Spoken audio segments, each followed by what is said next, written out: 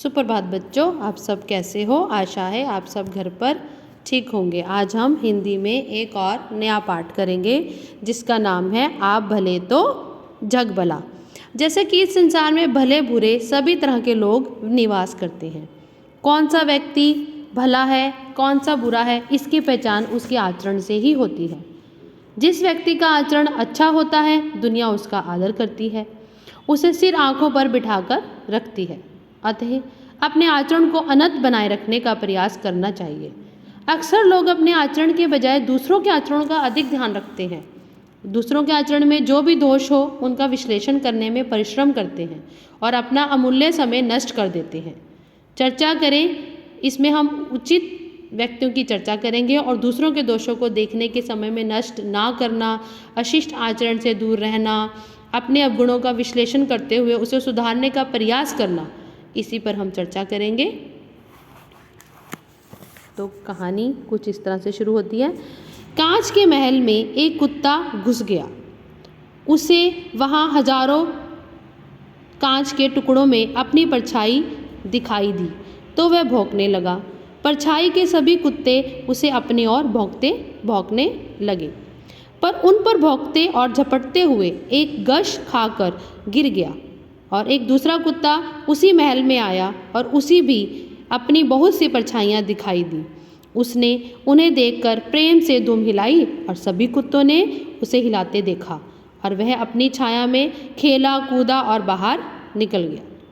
यह संसार उस कांच के महल जैसा ही है जिसमें अपने स्वभाव की परछाई ही दिखाई देती है। प्रसन्न रहकर सबके साथ विनम्रता का व्यवहार करने पर लोग अपने साथ वैसा ही व्यवहार करते हैं। क्रोध करने पर दूसरे भी गुस्सा करते हैं। अब्राहम लिंकन ने अपनी सफलता का राज दूसरों को नुक्ताचुनी ना करना बताया था। लेखक के मित्र सदा दूसरों की आलोचना करते रहते थे। दुनिया में पूर्ण तो कोई नहीं है। अच्छा होगा कि दूसरों के अवगुणों पर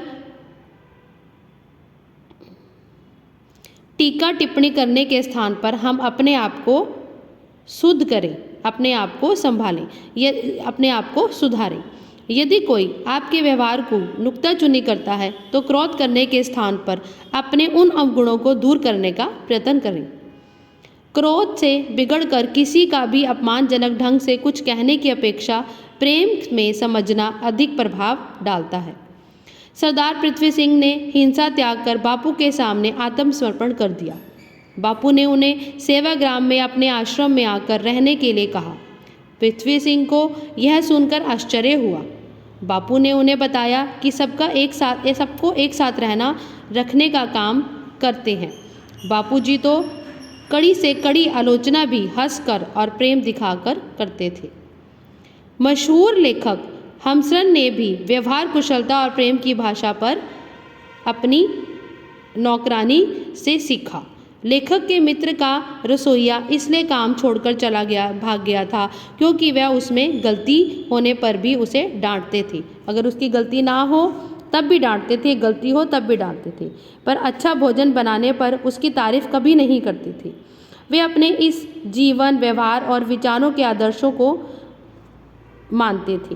ग्रीस के महान सुकरात के अनुसार जो मनुष्य मूर्ख है वो जानता है कि वह मूर्ख है तो वह ज्ञानी है, पर जो मूर्ख है और जो नहीं जानता कि वह मूर्ख है वो सबसे बड़ा मूर्ख है। इस पाठ के उद्देश्य से लेखक यही बताना चाहता है कि अपने आचरण को सुधारने का प्रयत्न करना चाहिए, दूसरों के व्यवहार पर टीका टिप्पणी नहीं करनी चाहिए और यह समझ लेना चाहिए कि जैसा व्यवहार हम दूसरों के साथ करते हैं वे भी हमारे साथ वैसा ही करेंगे। यहीं पर यह कहानी खत्म होती है। धन्यवाद।